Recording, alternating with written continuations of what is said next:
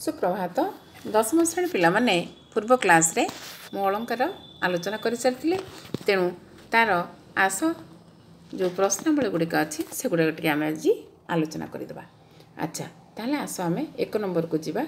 एक नंबर अच्छी अलंकार क्या कहुए तेणु अलंकार क्या कहुए बुझी से दिन साहित्य को जी सरस सुंदर आ रमणीय करने को कौन बा सौंदर्य पदक उपादान रूपे आवश्यक हुए ताकू आम अलंकार बोलिकी कही था।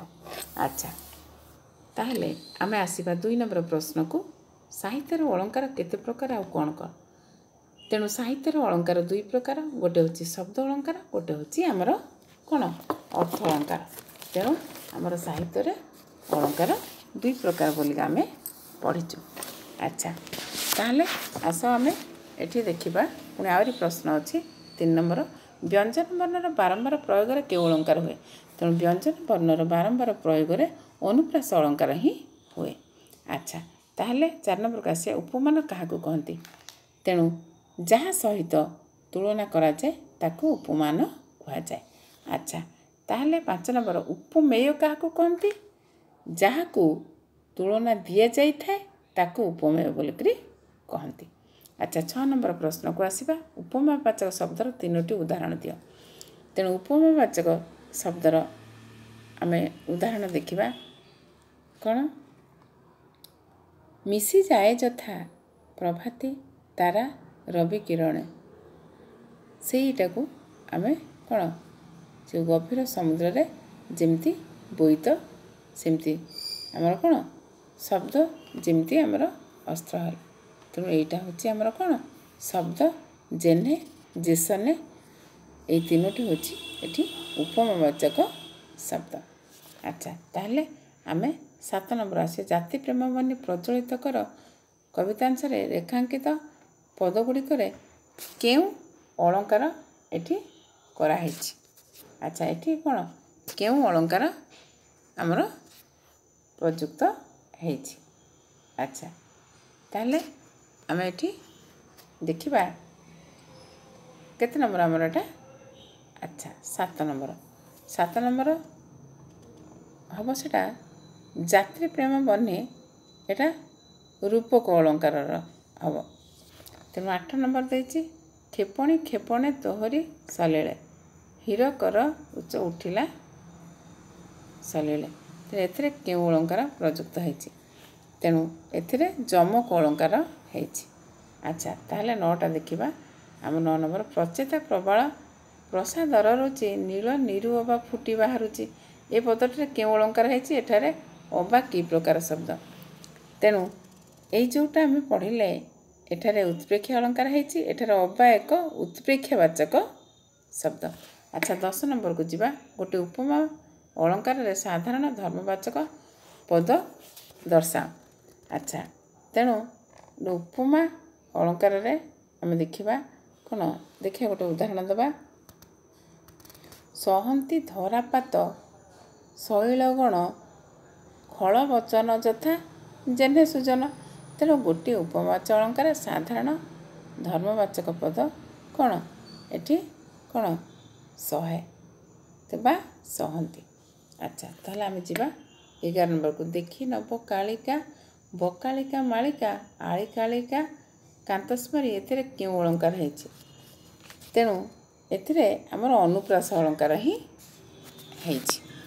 अच्छा ताहले आम जीवा आस आमर 12 नंबर प्रश्न को 12 नंबर अच्छी कौन 12 नंबर अच्छी कीर्ति आमर जे कीर्ति सौरभ गला दिगे दिगे भासी कौन कीर्ति सौरभ गला किए दिगे भासी एठारे किए उपमेय आ किए उपमान आमर चिन्हवा एठी कौन है आमर उपमेय हूँ कीर्ति आउ एथिरे उपमान हूँ सौरभ। अच्छा ताहले आस आम जीवा आमर 13 नंबर प्रश्न को 13 नंबर प्रश्न रे कौन अच्छी जहाँ को तुलना दि जाए ताकू डैश कहते जहाँ को तुलना दि जाए आम ताकू कौन कहती जहाँ को तुलना दि जाए ସେଇଟାକୁ ଆମେ କ'ଣ କହନ୍ତି ଉପମେୟ ବୋଲିକିରି ଆମେ କହନ୍ତି ଉପମେୟ। ଆଚ୍ଛା ଭିନ୍ନାର୍ଥବୋଧକ ଏକ ପ୍ରକାର ଶବ୍ଦର ବାରମ୍ବାର ଯଦି ଆବୃତ୍ତି ହୁଏ ତେଣୁ ଭିନ୍ନାର୍ଥବୋଧକ ଏକ ପ୍ରକାର ଶବ୍ଦର ଆମର ବାରମ୍ବାର ଆବୃତ୍ତିକୁ ଆମେ କ'ଣ କହନ୍ତି ପଢ଼ିଛନ୍ତି ଆମେ ଏଟାକୁ ଆମେ ଯମକ କହନ୍ତି। ଏଇଟା ଆମର ଯମକ। ଆଚ୍ଛା ତାହେଲେ ଆମେ ଗ ନମ୍ବରକୁ ଆସିବା। ଯେଉଁଠାରେ ଗୋଟେ ଶବ୍ଦ ଦୁଇ ବା ତହିଁରୁ ଅଧିକ ଭିନ୍ନ ଅର୍ଥ ପ୍ରକାଶ କରେ ସେଠାରେ ଡ୍ୟାସ୍ ଅଳଙ୍କାର ହୁଏ। କ'ଣ ଯମକ ଶ୍ଳେଷ ଉପମା ଦେଇଛି ତେଣୁ ଏଇଟା ହେବ ଶ୍ଳେଷ ହେଲା। ଏଇଟା ଶ୍ଳେଷ ହିଁ ହେବ। ଆଚ୍ଛା ତାହେଲେ ଆମେ ଯିବା ଆମର 14 ନମ୍ବର ପ୍ରଶ୍ନକୁ। 14 ନମ୍ବର ପ୍ରଶ୍ନରେ ଆମର ଅଛି ଯେ ରୂପକ ଅଳଙ୍କାର ଲକ୍ଷଣ ନିର୍ଦ୍ଦେଶ ପୂର୍ବକ ଉଦାହରଣ ଦେଇକି ଆମେ ବୁଝେଇବା। ଆଚ୍ଛା କ'ଣ ଦେଇଛି ଏଠି ଆମର ପ୍ରଶ୍ନ ରୂପକ ଅଳଙ୍କାରର ଲକ୍ଷଣ। ରୂପକ ଅଳଙ୍କାର ଆମେ କ'ଣ ପଢ଼ିଥିଲେ? ରୂପକ ଅଳଙ୍କାରରେ କ'ଣ ଯେଉଁ ଆମର ଯେଉଁ ଉପମାନ ଆଉ ଉପମେୟ ମଧ୍ୟରେ ଅଭେଦ କଥିତ ହେଲେ ଆଉ ଉପମେୟରେ ଉପମାନର ଆରୋପ ହେଲେ ରୂପକ ଅଳଙ୍କାର ହେଇଥାଏ। କ'ଣ ସେଟା ଆମର ଉଦାହରଣ ଆମେ ପଢ଼ିଥିଲେ ଗୋଟେ ଦରିଦ୍ରତା ପଙ୍କପୂର୍ଣ୍ଣ ମୋ ଜୀବନ ସର ଜଞ୍ଜାଳ ଜଳଦ ଜଳେ କ'ଣ ଆବିଳ ଉଦର।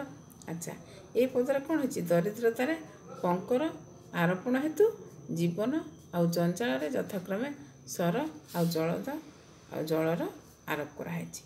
ଆଚ୍ଛା ତାହେଲେ ଆମେ ଆସିବା ଖ ନମ୍ବରକୁ। ଅନୁପ୍ରାସ ଅଳଙ୍କାର କାହାକୁ କୁହନ୍ତି ଉଦାହରଣ ଦେଇକି ବୁଝାଅ।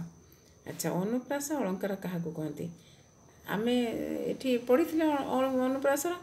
ତେଣୁ ଯେଉଁ ପଦ ମଧ୍ୟରେ ଏକ ବା ଏକାଧିକ ବ୍ୟଞ୍ଜନ ବର୍ଣ୍ଣ ବାରମ୍ବାର ଉଚ୍ଚାରିତ ହେଲେ ତାକୁ ଆମେ ଅନୁପ୍ରାସ ଅଳଙ୍କାର ବୋଲିକରି କହିଥାଉ। କ'ଣ ସେଟା ଉତ୍କଳ କମଳା ବିଳାସ ଦୀର୍ଘିକା ମରାଳ ମାଳିନୀ ନୀଳମ୍ବି ଚିଲିକା ଏଇ ଦୁଇଟି କ ଆଉ ଳ ଆଉ ମର ଯେଉଁ ବାରମ୍ବାର ଆବୃତ୍ତି ଏଠି ଘଟିଛି। ଆଚ୍ଛା ତାହେଲେ ଆମେ ଆଉ ଗୋଟେ ଦେଖିବା ଶ୍ଳେଷ ଅଳଙ୍କାର। କ'ଣ ଉଦାହରଣ ଦିଅ। ଶ୍ଳେଷ ଅଳଙ୍କାରର ଉଦାହରଣ ଦେଇ ବୁଝିବା କ'ଣ ଆଉ ଗୋଟେ ଉଦାହରଣ ଆମର ହେବ ସେଟା ଆଉ ଗୋଟେ ଦେଇଛି ଆମେ ଆଉ ଗୋଟେ ଦେବା ମନ୍ଦାକ୍ଷରେ କାହା ମୁଖରୁ ବିଭୋରେ ଚାହିଁବୁ ନାହିଁ। ତେଣୁ ଏଠାରେ ଶ୍ଳେଷ ଅଳଙ୍କାର ହେଇଛି। ଏଇ ଯେଉଁ ଶ୍ଳିଷ୍ଟ ହେଉଛି କ'ଣ ମନ୍ଦାକ୍ଷ। ମନ୍ଦାକ୍ଷ ଶବ୍ଦକୁ ଆମେ ନ ଭାଙ୍ଗିକି ଦୁଇଟି ଅର୍ଥ ପ୍ରକାଶ ପାଇଛି। ପ୍ରଥମ ସର୍ଗ ହେଉଛି ଇଚ୍ଛା ଦ୍ୱିତୀୟ ଅର୍ଥ ହେଉଛି କ'ଣ ଆମର ଯେଉଁ ମନ୍ଦ ନେତ୍ର। ତେଣୁ ଆମର ଆଜି ପ୍ରଶ୍ନର ଆଲୋଚନା ସବୁଯାକ ସରିଯାଇଛି। ତେଣୁ ଆମେ ପର କ୍ଲାସ୍ରେ ଦେଖିବା ଆଉ କ'ଣ ଆଲୋଚନା କରିବା।